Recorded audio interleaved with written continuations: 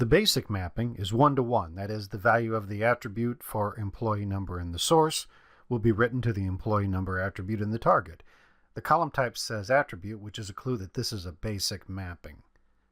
This attribute shows the type expression, so there's more complexity for this attribute. Notice that the source attribute is listed as calculated in this case. To see what's happening, choose the Advanced tab. Here you can customize the mapping behavior. There are several components in an advanced mapping. This video is just an overview. Please review the Advanced Mappings Guide before making any changes to an existing mapping. The first component is the value.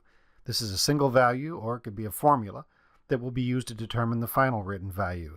This could be a combination of functions, text, and/or operations to construct the final value. There are some default values that already exist. If you do not have experience with advanced mappings, we suggest that you do not change the default values. The condition is a formula that must result in a true statement in order for the attribute to be mapped. It's a qualifier that acts like an on-off switch. The target attribute is the user principal name. The value that will be written will be calculated by what is called a function. In this case, it's the replace domain function. This function will take the user principal name from the source and replace the domain portion with the target domain that was selected in the stage data step of your workflow, referred to as a profile in this function.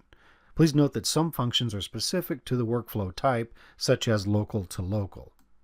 Now, we don't have a condition listed here, so this mapping is always on by default. It will take place each time that the workflow is run. You could add a condition here to determine if and when this mapping should take place. Let's look at that in another mapping. Here we're looking at the user account control attribute. We've decided that we only want this attribute to be mapped if the object was created by Power365 Directory Sync. For our value, we will use the getUserAccountControl function. This function will pull the user options value from whatever template was chosen in the workflow. For our condition, we'll rely upon the targetHasCreateStamp function. This function looks for an internal value that Power365 Directory Sync adds to an object if it created the object.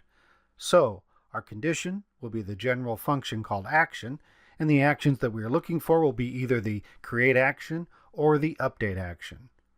We definitely want to set this value when Power365 Directory Sync creates the object, but we also want to keep this value updated, so we will also check for an alternative possibility, which is that the object is being updated by Power365 Directory Sync and already has a create stamp, meaning that it was made previously by Power365 Directory Sync.